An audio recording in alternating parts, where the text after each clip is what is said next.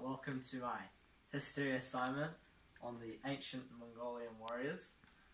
Today you'll be learning how they battled, what they did, who their leader was, how their society was.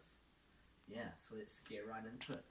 So this first slide is about the ancient Mongolian warriors and who they were. So they were born on the plains of Mongolia, and they were fearsome warriors who rode on horseback and were expert archers.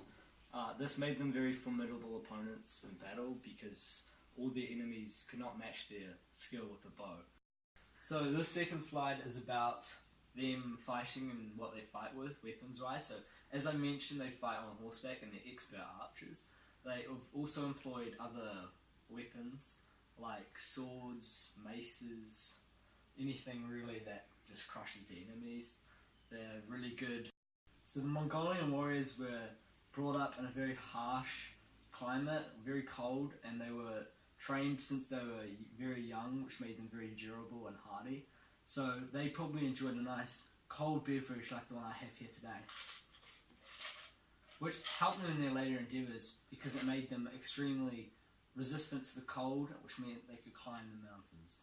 The Mongolian tribes were suppressed by the Jin dynasty for a long time, and they were kept fighting each other instead of being united.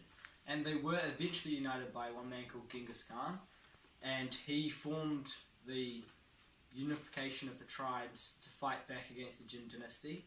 And the Jin dynasty was in their castles, their little crossbows. Mongols believed in gods. They believed in these gods, and specifically Tengri and Asena, this one here. Tengri was the Sky Father. He was seen as the creator of everything.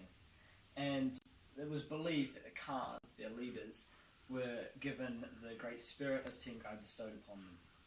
Before the Mongolians' great conquest of the China and the Jin dynasty, they were simple just herders and warriors, so they looked after their cattle and their sheep, and they had a simple way of life, living in small gurs, which is their structure, a house of sorts, and they lived on the open plains as you can see here, and yeah. So this man, as you can see here, is Genghis Khan. Previously I mentioned him in the slides before as the ruler, and he was the great conqueror, and he united all the tribes under his name. He originally hailed from the Wolves tribe, but him and his brothers united the tribes, and they were figureheads for the conquering. So when the Mongol hordes were conquering the Jin dynasty, they faced the Jin dynasty's biggest army they'd faced yet, when the generals of Yehuding, which is the Emperor's palace, formed as many troops as they could to fight them in the Badger's Mouth. So personally I think this is their best battle, because they absolutely crushed their enemies even though they were outnumbered, and they could not mount their horses, which was their most lethal weapons. So why was Genghis Khan such a great leader? He was known as the most accomplished conqueror in all of history, and the reason why is because him and his brothers were so driven against the enemies after years and years of oppression, and the technology that they advanced, such as shown here as siege weapons, were critical in taking down the cities that they were faced with and the cities that the Jin dynasty had behind. So what came after Genghis Khan and the Mongolians' great rise is this man named Kublai Khan.